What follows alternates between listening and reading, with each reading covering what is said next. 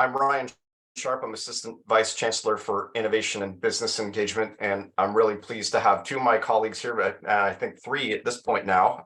We have Jeff Jackson, our Director of Innovation Transfer, Jeffrey Ju, our Industry Agreements Officer, and then Mark Ettinger, our Assistant Director of Innovation Transfer. So thank you all for participating, and a few of my colleagues will be contributing to this conversation as well. For those of you not familiar with the Innovation Business Engagement Hub, we're the point of entry for industry partners, investors, and entrepreneurs to engage with the university's discoveries, innovation, talent, and resources. And we're working on building a group of programs to really help develop innovations at the university and support new ventures. So today we're going to be talking about our new Innovation Catalyst Grant program. And as I mentioned, following the presentation, we'll have an opportunity for you all to ask questions. So to start, to give you a sense of what we're trying to accomplish here, the Innovation Catalyst Grant is a proof of concept program really focused on de-risking and validating the implementation and adoption potential of early stage technology innovations. And we're going to be doing this by helping to provide targeted gap funding, training, mentorship, and support to the teams that are selected to receive Innovation Catalyst grants. In general, what we're really trying to accomplish here is better positioning innovations to move out of the university. That's primarily through licensing to new startups or existing organizations that can then drive commercialization, adoption, and implementation, ultimately allowing that technology to realize transformative change and societal impact. This is really meant to fill the gap in the innovation catalyst landscape between basic research and early stage capital. Really thinking about, from the perspective of innovation, questions shifting from the essential of does this work to the more nuanced questions of how well does it work, what's really needed for implementation and adoption, and how can we de-risk the technology to allow it to move into a new startup company or existing organization.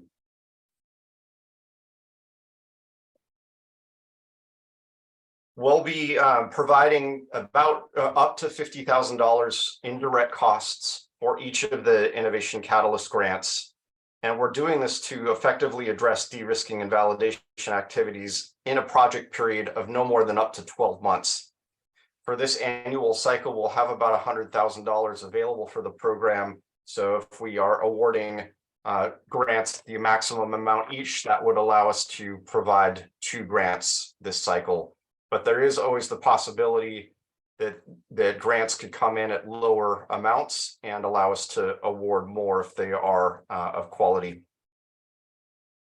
What we're really trying to focus on in terms of the innovations that we'll be funding are those that are potentially patentable technologies. Please note that you must have filed or have already filed a disclosure for the subject innovation in order to be eligible to participate in the program. And that technology cannot be encumbered in any other way through licensing in the use of this project.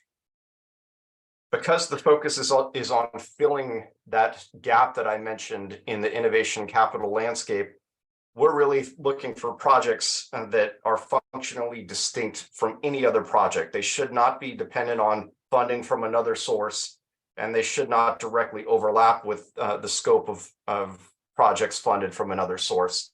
So really trying to be very deliberate about the questions we're trying to answer and the gaps we're trying to fill with this funding, and allowing you to maximize the potential of any of those other funding sources that are available outside of this program. We'll go over the key dates, but most importantly, we have a proposal submission deadline of March 24th, 2023, and you'll see that the scope of the proposal should be rather straightforward and should allow you plenty of time to put together a high quality proposal for this program if you choose to do so.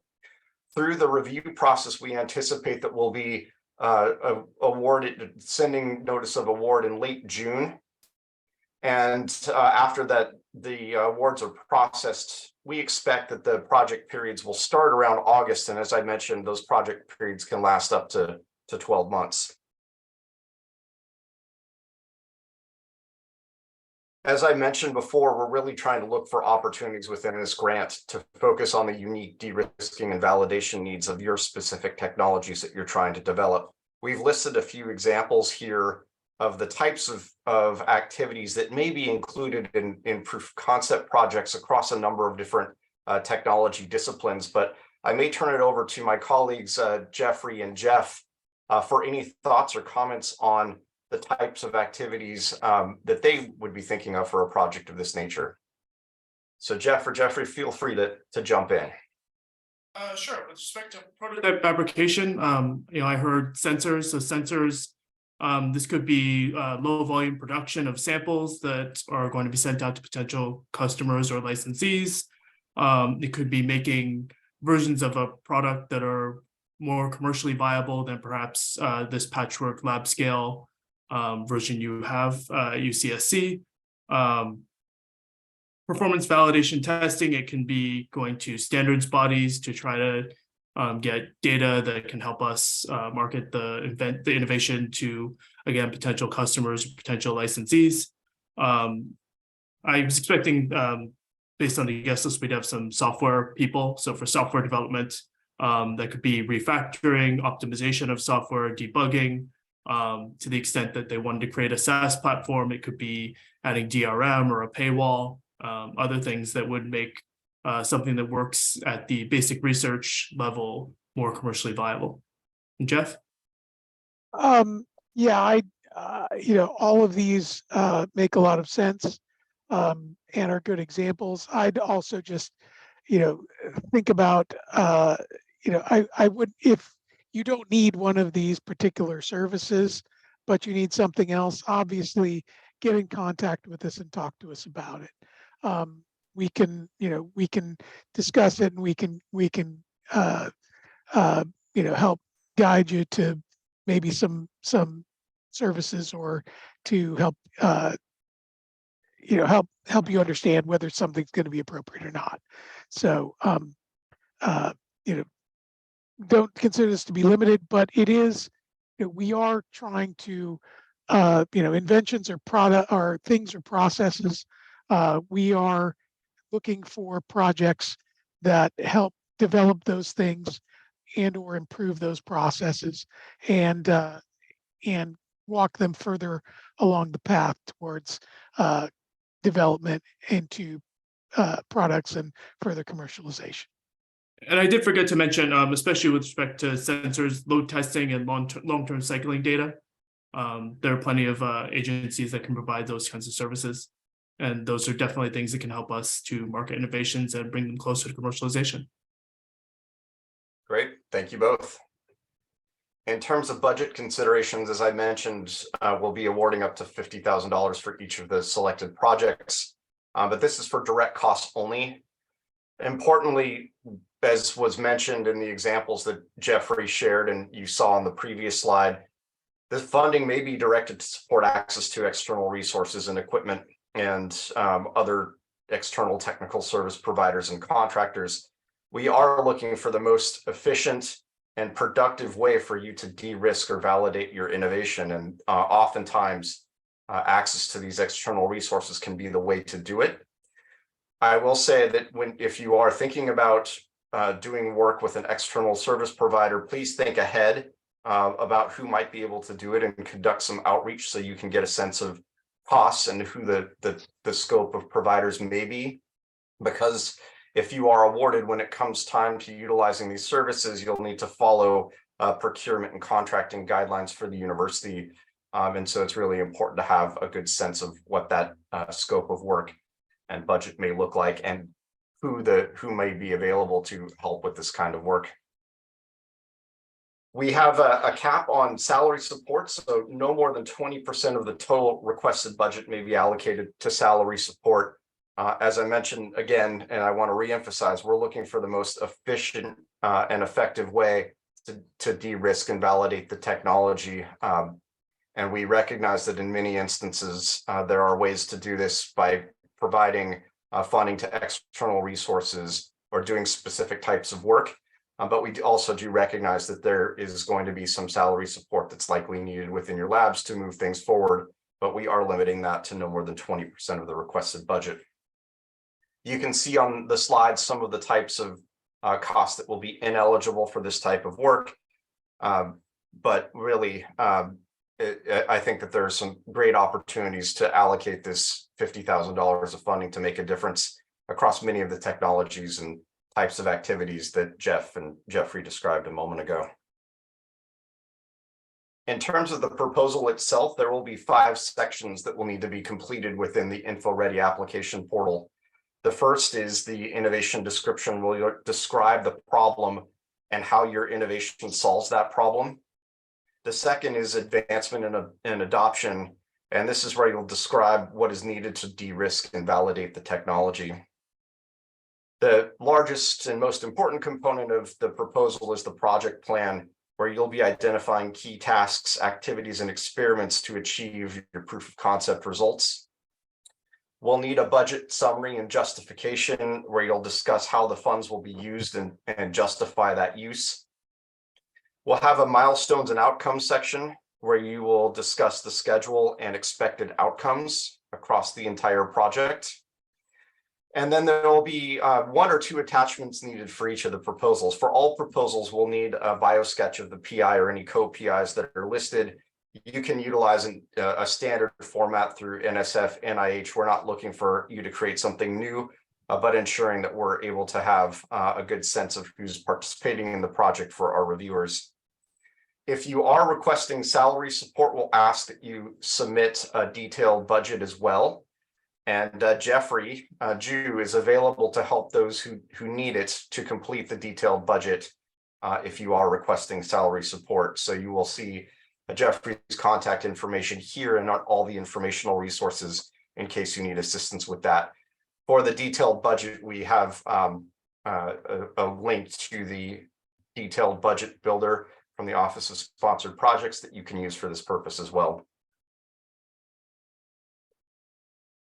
In terms of the selection process and the review criteria, we're going to be assembling a selection committee of external reviewers and advisors consisting of industry R&D leaders, investors, technology scouts, experienced entrepreneurs, and other professionals with subject matter expertise across the relevant technology disciplines that we're seeing coming in through the program and that are areas of research excellence for the university. The selection committee will be utilizing the scoring rubric that you see on the screen, as well as discussion to make recommendations to the Vice Chancellor of Research, who will ultimately select the awardees for the Innovation Catalyst Grant.